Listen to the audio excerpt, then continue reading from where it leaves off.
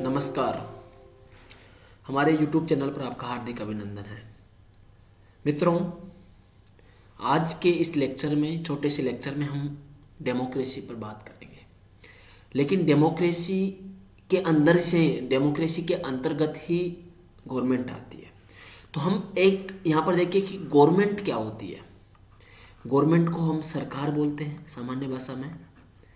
और सरकार का मुख्य काम क्या होता है? शासन व्यवस्था को चलाना। सामान्य भाषा में कहेंगे गवर्नेंस। तो यहां पर गवर्नमेंट के कई रूप होते हैं, गवर्नमेंट कई प्रकार की होती है। तो यहां पर सीधा सीधा डिवाइड किया गया है कि एक डेमोक्रेसी होती है और एक मोनार्की होती है।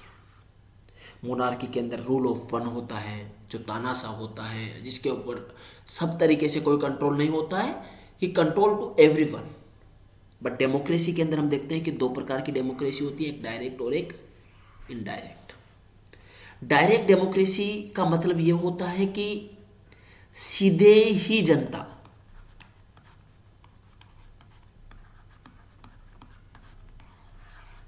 चुनेगी अपने राजा को या अपने मुखिया को। ऐसा उदाहरण कहां को देखने को मिलता है डायरेक्ट डेमोक्रेसी का? तो आप ये बोल सकते हैं कि स्विट्जरलैंड में इस प्रकार का उदाहरण देखने को मिलता है। इनडायरेक्टली मतलब है कि अप्रत्यक्ष रूप से, यानी आप अपने एमपी चुनोगे, एमपी प्रधानमंत्री चुनेंगे और यही एमपी के राष्ट्रपति भी चुनेंगे, यानी अप्रत्यक्ष रूप से जनता की भागीदारी। तो इसको हम देखते हैं कि दो रूप में देखते हैं, पार्लियामेंट्री और प्रेसिडेंटियल। पार्लियामेंट्री जो फॉर्म ऑफ डेमोक्रेसी हो, जैसे भारत में सबसे बड़ा उदाहरण है। प्रेसिडेंटियल फॉर्म ऑफ डेमोक्रेसी को हम यूएसए के अंदर देखते हैं। तो ये एक जनरल जानकारी थी, there is the general information about the government and the form of government, because there is the division of democracy and the monarchy.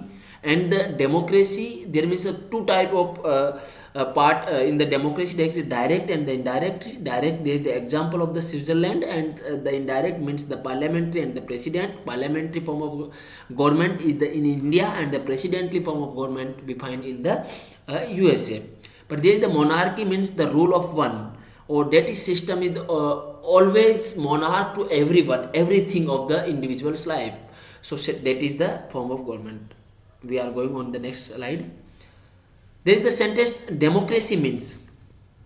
What do you understood by democracy means? And democracy means, in one word, it is the rule by the people. You know about the one famous thinker, Sartori. Sartori write his book Democratic Theory.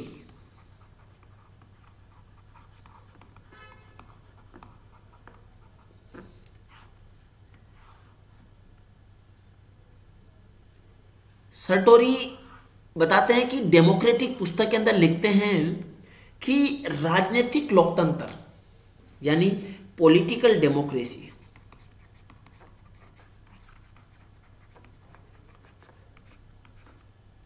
प्रतियोगी संघर्ष से सत्ता प्राप्त करने का एक तरीका है, यानी कॉम्पिटिटिव कॉन्फ्लिक्ट से पावर को गेन करने का एक तरीका है। तो सर्टोरी ने अपनी फेमस पुस्तक में, डेमोक्रेटिक थ्योरी उनकी फेमस पुस्तक है। It is the very important questions for the UGC net and the other competitive exams also. तो सर्टोरी ने अपनी पुस्तक डेमोक्रेटिक थ्योरी के अंदर बताया है कि पॉलिटिकल डेमोक्रेसी एक माध्यम है पावर गेन करने का, पावर रिसीव करने का। किसके द्वारा? कंपटीशन के द्वारा। हंटिंगटन का नाम तो आप लोगों ने सुना ही होगा। हंटिंगटन भी बताते हैं कि डेमोक्रेसी से सत्ता प्राप्त की जाती है। They you receive the power, how they the objective of the power and how you establish the power. तो वो तीन तरीके बताते हैं कि सत्ता कैसे प्राप्त की जाए, सत्ता के उद्देश्य क्या होना चाहिए और उनके तरीके क्या होना चाहिए। तो हंटिंगटन और सर्टोरी द वेरी फेमस थिंकर। क्लेश ऑफ सिविलाइजेशन का कंसेप्ट भी हंटिंगटन ने दिया था, ये हम किसी अलग लेक्चर्स में देखने का प्रयास करेंगे। यहां पर डेमोक्रेसी को डिस्क्राइब करने का प्रयास किया गया है। The term derive from the Greek demokratia, which was coined from the demos. Demos means people and katos means rule. That means democracy means the peoples and the kratos and authority and government by the people, that is the democracy. The very famous definitions given by the Abraham Lincoln, by the people for the people.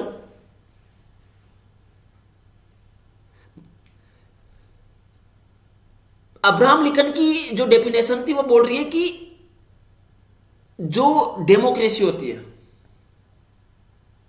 वह लोगों के द्वारा लोगों के लिए बनाया गया एक शासन होता है. और यहां पर बताया जा रहा है कि democracy, demos and kratos means government by the people, यानी लोगों के द्वारा चुनी गई सरकार या लोगों के द्वारा चुनी गई शासन को हम डेमोक्रेसी बोलेंगे. यानी there is the participation of the people. यहां पर मैप के अंदर दिखाया गया है ग्रीक कहां है, और यह बताया गया है कि 5th सेंचुरी में denote the political system then existing the some Greek cities state notably Athens. यानी एथेंस के अंदर डायलॉग होता था,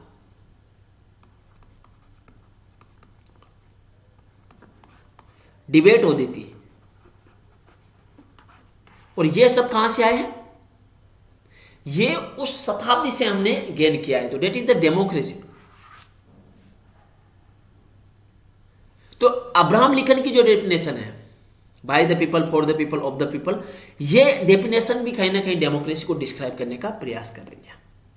यहां पर हमने फिर बताया है कि कई रूप शासन के बताए हैं, द मेनी रूप्स ऑफ द गवर्नेंस.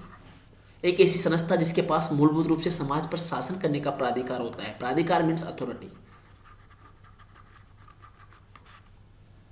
सैद्धांतिक रूप से भी और व्यवहारिक रूप से भी शासन कई प्रकार के होते हैं, जैसे राजतंत्र, मोनार्की जहां एक राजा या तानाशाह का शासन होता है, rule by the one. Where is the example of the monarchy? That means there is the Bhutan, Bahrain. It is the example of the monarchy. Oligarchy, Hindi में बोलते हैं अल्पतंत्र. यहाँ कुछ मुट्ठी भर कुलीन वर्ग के लोग, एलिट लोग या अभिजात्य वर्ग का शासन होता है. Rule of few.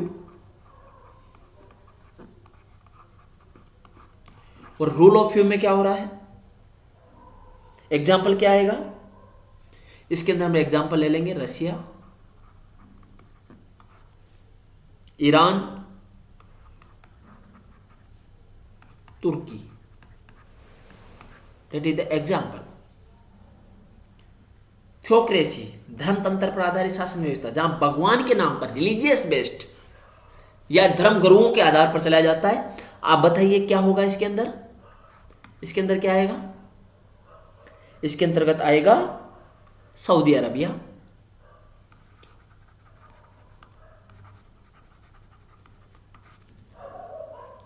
वेटिंगन City, totally pope का शासन होता है. और लास्ट में डेमोक्रेसी, जिसके अंदर जनता का शासन होता है. भारत आ जाएगा, ब्रिटेन आ जाएगा, पाकिस्तान को भी आप कह सकते हो. That is the democracy. तो there is the many type of the government, monarchy, oligarchy, theocracy, authoritarianism and democracy. You can remember it and you can set your mind that definition because it is very important for your exams, for your general knowledge about the government, about the democracy, about the any system of the governance. So that are the definitions. It is a very good question in that slide. What does it means to live in democracy? Democracy में जीने का मतलब क्या होता है? आप democracy का मतलब क्या समझते हो? That means भारत में शासन है, भारत में डेमोक्रेसी है. किसके द्वारा होता है? Run by people. यकीन मानिए कल मोदी जी गए थे, मोदी जी को लोगों ने रोक लिया, नहीं जा पाए रैली तक.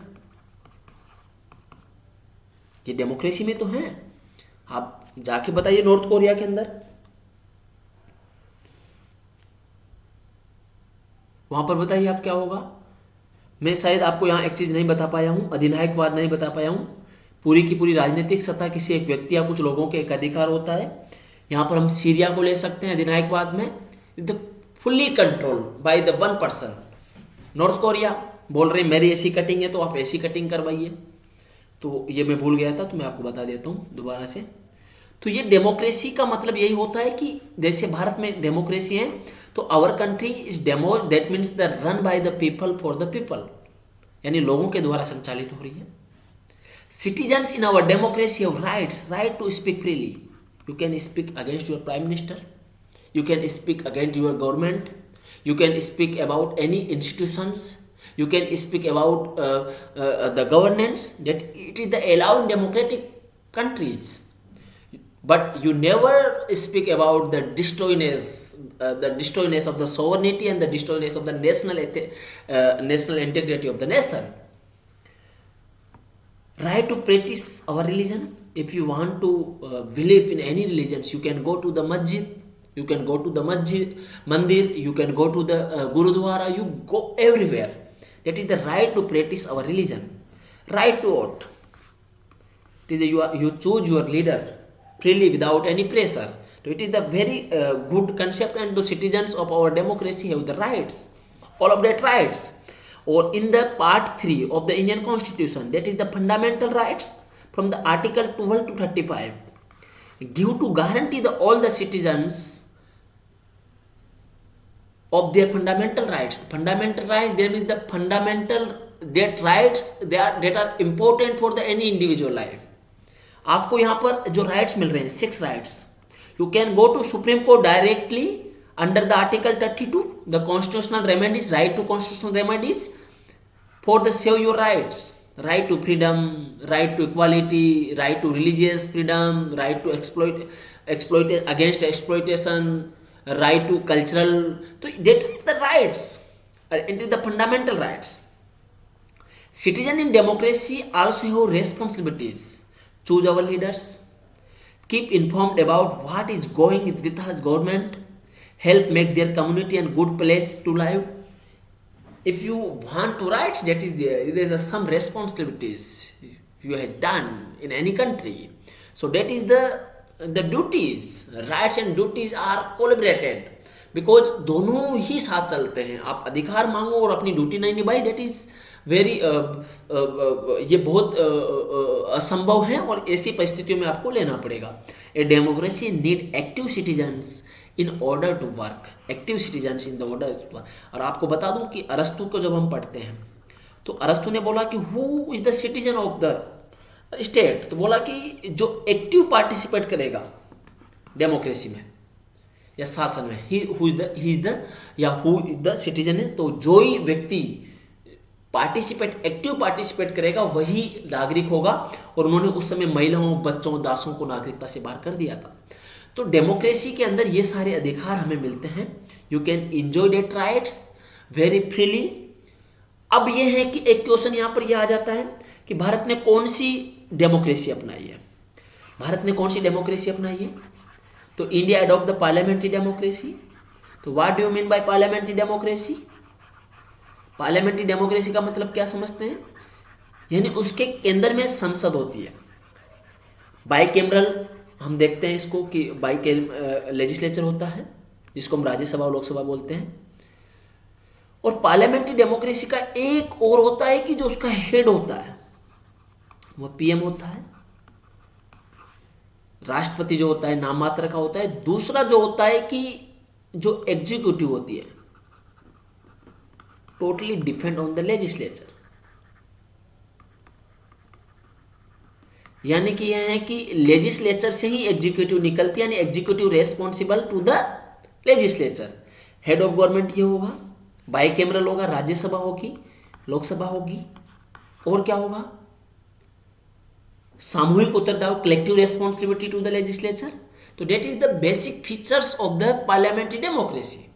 सो India adopt the parliamentary democracy. But there is the question, why India adopt the parliamentary democracy?